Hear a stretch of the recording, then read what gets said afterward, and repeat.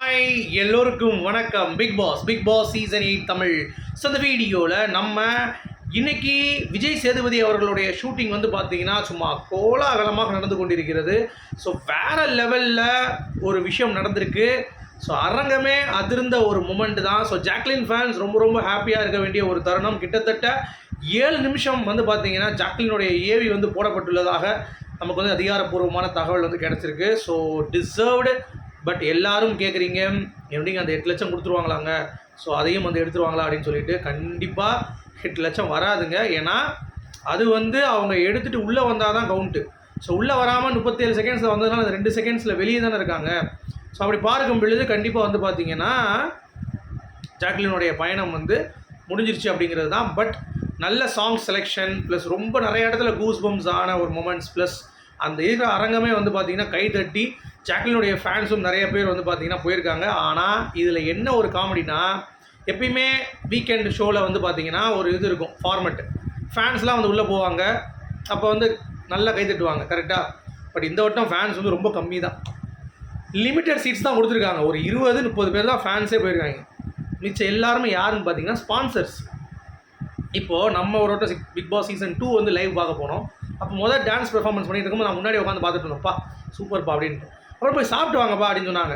நாங்கள் அப்போயாச்சும் உட்காந்துருக்கணும். சரி சாப்பாடு போகிறேன்னு சொல்லிட்டு வெளியே போய் சாப்பிட்டுட்டு அடுத்து வர்றக்குள்ளேயே மேகி அப்புறம் வந்து ப்ரூ காஃபி எல்லா ஸ்பான்சர்ஸ் கையில் வந்து வச்சுக்கிட்டு உட்காந்துருக்காங்க. முன்னாடி ஃபுல்லாக பிடிச்சிட்டாங்க. கேட்டால் ஸ்பான்சர்ஸ் இவ்வளோ தான், நீங்கள் பின்னாடி உட்காரணுன்ட்டாங்க. இப்போ 10 ரோ தள்ளி. அப்போ அரங்கம் வந்து மிகப்பெரிய அரங்கம், இப்போ இருக்கிற மாதிரிலாம் கிடையாது. அப்படி பார்த்தோன்னே கடைசி ஹீரோவை பார்த்து அப்படி பார்க்க முடியாது. கம்பல்சரியாக அங்கேருந்து வெளியே இருந்து பார்த்தோன்னே இவ்வளோ தான் தெரிவார். அப்படிப்பட்ட ஒரு ஷோ அங்கே பிரம்மாண்டமாக இருந்துச்சுங்க. இப்போ கொரோனாக்கு அப்புறம் தான் வந்து ரொம்ப சிம்பிளாகிட்டாங்க.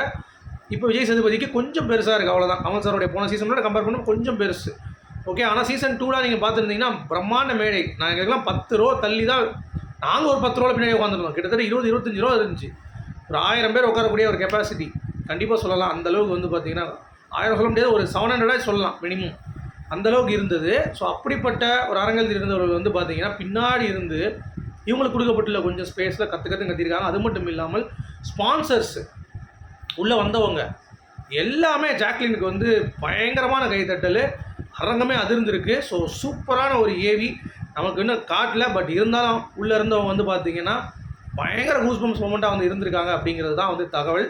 ஸோ இன்னும் எவிக்ஷன் வந்து பண்ணல. ஆனால் 2 பேர் அப்படிங்கிறது வந்து எப்படினாலும் மாறலான்ற மாதிரி இருக்குது.